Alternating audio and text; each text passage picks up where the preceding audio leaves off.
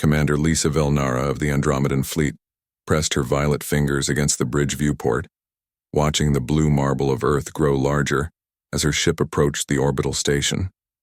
Her silver hair cascaded down her shoulders like liquid starlight, and her large amber eyes reflected the swirling clouds of the human homeworld below. 3 years had passed since the Galactic Council had established the first diplomatic exchange program between Earth and the Outer Rim civilizations, and Lisa had volunteered for this assignment despite the protests of her family and peers. The other species had warned her about humans. The elegant elven delegates from Sylvanus Prime, with their pointed ears and graceful movements, had whispered cautionary tales during the last council meeting. Captain Elena Moonwhisper, the Elvenoi, ambassador, had placed a slender hand on Lisa's shoulder and spoken in her melodic voice about human unpredictability. "They are unlike any species we have encountered," Elena had said, her green eyes serious.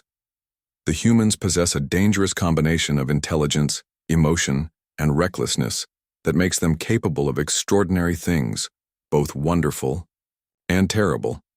Lisa had dismissed these warnings as typical elven overcaution. Her people, the Andromedans, prided themselves on logical thinking and controlled emotions. She had studied human culture extensively through their transmitted media and scientific papers, confident that her superior intellect would keep her safe from whatever primitive charm these creatures might possess.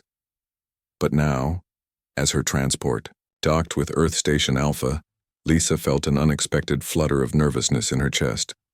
She had made a solemn vow to her grandmother before departing: never allow herself to develop romantic feelings for any human, no matter how long her diplomatic mission lasted. Her grandmother had survived the Great War between their species centuries ago and carried deep scars from human aggression during that dark time.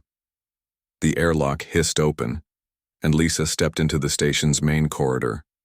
The artificial gravity felt slightly heavier than she was accustomed to, and the air carried unfamiliar sense of recycled atmosphere mixed with something organic and warm. Human voices echoed through the corridors, speaking in their rapid musical language that somehow conveyed more emotion than Andromedan vocal patterns ever could. Lisa's first meeting was scheduled with Dr. Jake Morrison, the station's chief xenobiologist and her assigned human liaison. The personnel files described him as 34 years old, unmarried, and brilliant in his field. His photograph showed a man with dark hair, kind brown eyes, and an easy smile that Lisa found oddly disarming even in a static image. She found him in Laboratory 7, hunched over a microscope while classical human music played softly in the background. When he looked up and saw her, his face lit up with genuine delight rather than the calculated politeness she expected from a diplomat. "Commander Velnara," Jake said, standing quickly and extending his hand in the human greeting gesture. "Welcome to Earth Station Alpha. I hope your journey was comfortable." Lisa hesitated before taking his hand, surprised by the warmth of human skin and the firm but gentle pressure of his grip. "Thank you, Dr. Morrison. I look forward to our collaboration." Over the following weeks, Lisa discovered that her careful preparations had not adequately prepared her for the reality of working alongside humans. Jake possessed an infectious enthusiasm for scientific discovery that reminded her why she had chosen xenobiology as her specialty. He would spend hours explaining human research methods, patiently answering her questions about Earth's biodiversity, and sharing his theories about parallel evolution across different worlds. What struck Lisa most profoundly was Jake's approach to problem-solving. Where Andromedans would methodically analyze data until reaching the most logical conclusion, Jake combined analysis with intuition and creativity. He would stare at complex genetic sequences and suddenly leap to connections that took Lisa's more systematic mind much longer to reach. His insights were often correct, as if he possessed some mystical ability to perceive patterns invisible to other species. The breakthrough moment came during their third month working together. The station had received distress signals from a mining colony on Kepler 442b, where a strange alien pathogen was killing both human and elven workers. The colonial medical team had exhausted all conventional treatments, and the Galactic Council's best xenopathologists were baffled by the organism's behavior. Lisa and Jake worked together for 72 straight hours, analyzing tissue samples and running simulations. Lisa's methodical approach had identified the pathogen's basic structure, but she could not determine why it resisted all known antiviral compounds. Jake sat quietly for nearly an hour, studying her data with that peculiar human expression of deep concentration. "What if we're thinking about this backwards?" Jake suddenly said, his eyes bright with excitement. "What if the pathogen isn't trying to kill its hosts but trying to communicate with them?" Lisa stared at him. "That makes no biological sense. Pathogens do not communicate." "Earth pathogens don't," Jake replied, already pulling up new analysis programs. "But what if this organism evolved on a world where consciousness itself is distributed through biological networks?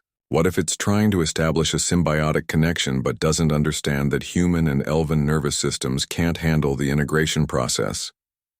Working from Jake's hypothesis, they developed a treatment protocol that didn't fight the pathogen but instead provided it with an artificial neural network to connect with, satisfying its communication drive without harming the host organisms. The treatment saved over 300 lives across 5 different species. As reports of their success spread throughout the station, Lisa found herself watching Jake with new eyes. She had witnessed something unprecedented, a human mind making an intuitive leap that had eluded every other brilliant scientist in the galaxy. More than that, she had seen his genuine joy when they learned that families would be reunited and children would survive. During the celebration dinner, as Jake laughed with colleagues and shared credit for their discovery with typical human modesty, Lisa felt something crack in the protective barrier she had built around her heart. This was not the aggressive, dangerous creature her grandmother had warned her about.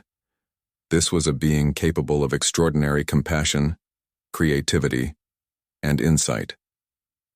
That night, alone in her quarters, Lisa recorded a message to her grandmother.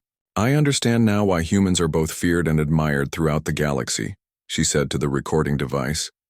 "They possess something we Andromedans have lost in our pursuit of perfect logic, the ability to make leaps of faith, to believe in possibilities that exist beyond proven facts and to act with love even when logic suggests caution." She paused the recording, thinking of Jake's smile and the way his eyes lit up when discussing new ideas. "I made you a promise, grandmother, but I cannot keep it. I have found something in this human that I did not know I was searching for. He has shown me that love is not a weakness to be controlled, but a strength that makes all other achievements meaningful." Lisa ended the recording and looked out at the stars, knowing that her life had changed forever. Tomorrow she would tell Jake how she felt. Diplomatic protocols be damned. Some promises were meant to be broken when keeping them would mean missing the greatest discovery of all.